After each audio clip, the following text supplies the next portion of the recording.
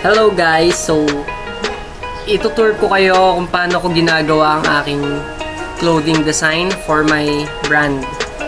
So, start tayo sa etong design na to ay dati ko pa siyang nagawang design. So, ni-recreate ko lang dahil natripan ko lang mamili ng design sa mga archives ko. So, ito, yan, yung mga ginagawa namin dito sa production namin. Mostly, ginagawa namin is stickers, tarpaulin, and anything about printing. Yan. So, piniprint na ngayon natin yung acetate. And etong acetate na to, siya yung magsisilbing pattern natin sa ating frame. Yan. So, printing natin, pabilisin na natin yung process. Yan. So, nakikita nyo kung paano natin siya ilalagay sa frame mamaya. Yan. So, pine-prepare ko na dito yung ating frames na gagamitin para ready na for paglalagay ng emulsion. Emulsion na tayo, guys. So, ito yung magsisilbing anong tawag dito? Magsisilbing ating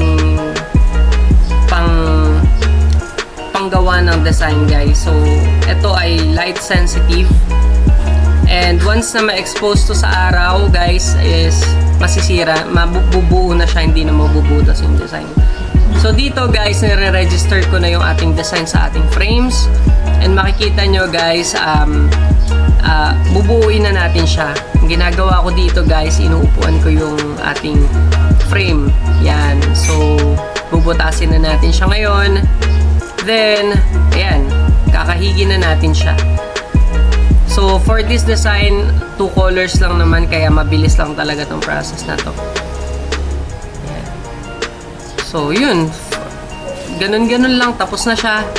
Papakita ko na ngayon sa inyo yung result ng ating design kapag nakalapat na siya sa shirt. Ayan na. So, ganda, no?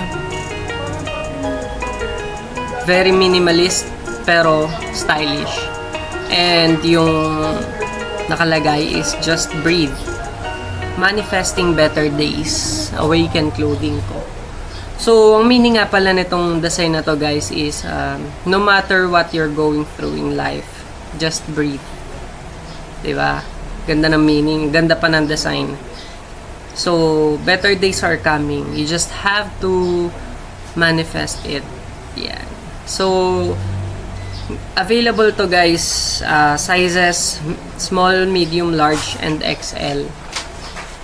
2 piraso kada size lang to kasi testing pa lang naman. So, anytime naman pwede tayo mag-reprint na ito since meron na tayong design sa ating frame. Yan. So, thank you guys for watching and see you for the next video.